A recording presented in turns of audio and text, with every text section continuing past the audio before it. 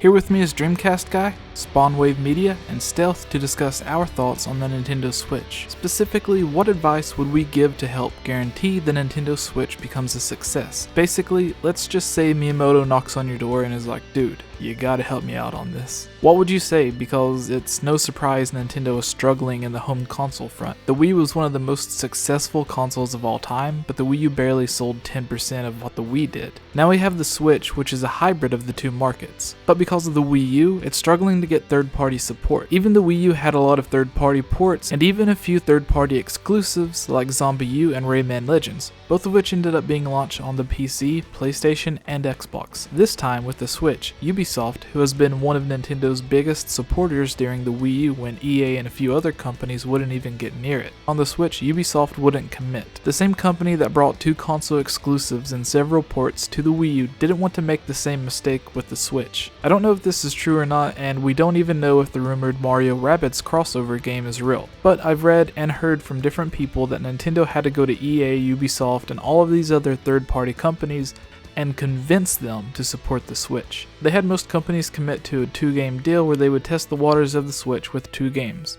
And if they did well, then they would go all in with the Switch like they have with the PS4 and Xbox One. That is why we got FIFA, not FIFA 17 or even 16, just FIFA, which is said to be running on the PS3 and Xbox 360 engine and not the current PS4 Xbox One engine. Then, the worst part of all, Nintendo had to give Ubisoft the use of Mario before they would commit to making an exclusive. Apparently Ubisoft wouldn't work on an exclusive for the Switch like they did for the Wii U, and Nintendo had to use their most popular character as a bargaining tool before they would say yes. And that was the only way they could get Ubisoft to agree to an exclusive. So what are your guys' thoughts on all of this? Again, let's just say Miyamoto comes knocking on your door to help. What advice do you give him? As much third-party support as you can possibly muster. That is something I'm going to hammer home forever.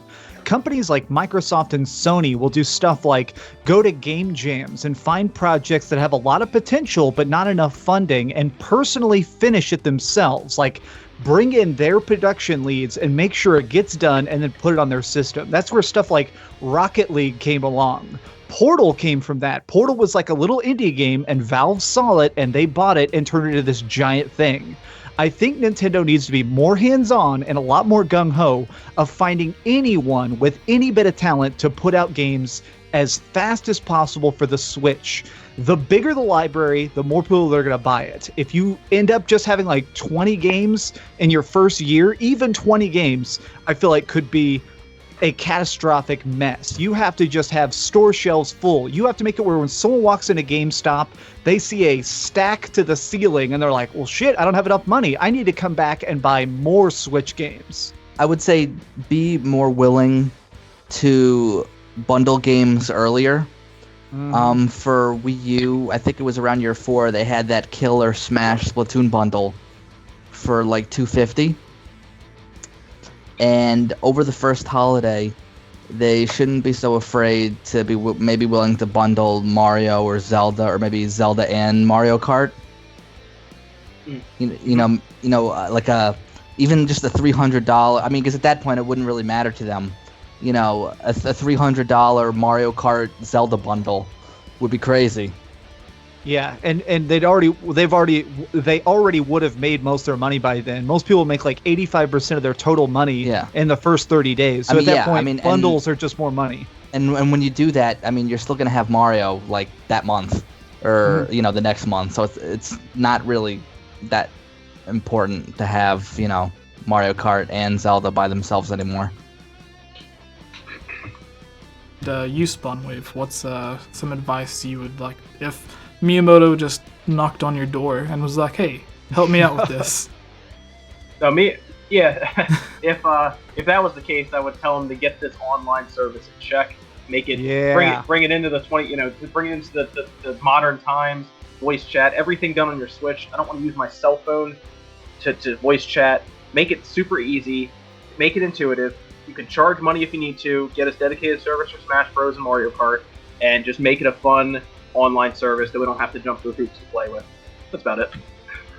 I want to thank you all for watching this video. If you liked it, give this video a like and share it with your friends. If you haven't already, please subscribe so you don't miss out on future gaming news, theories, rumors, and discussions. Also, let me know your thoughts in the comments below on how it could be improved. Your feedback is the most important part of bringing the quality of content on this channel to be the best that it can be. I would like to take this time to give a huge thank you to this month's Patreon supporters: Jonathan, The Edge Network, Magic Tech Review, John Frank, and Harris Priest. This video was made possible by supporters on Patreon. If you would also like to support this channel, head over to patreon.com/GameOverJesse where you can support this channel as well. Rewards vary from having your topic featured on a future discussion, seeing videos early, joining as a guest on a video, shoutouts, and having a custom avatar similar to my own drawn a view to match any video game or anime art style that you would like. Mine is of myself as Link, but you could choose to have yours any way that you would like. Finally, I would like to thank my friends CS Guitar 89 and Gnomo Designs for providing the music and artwork for this video.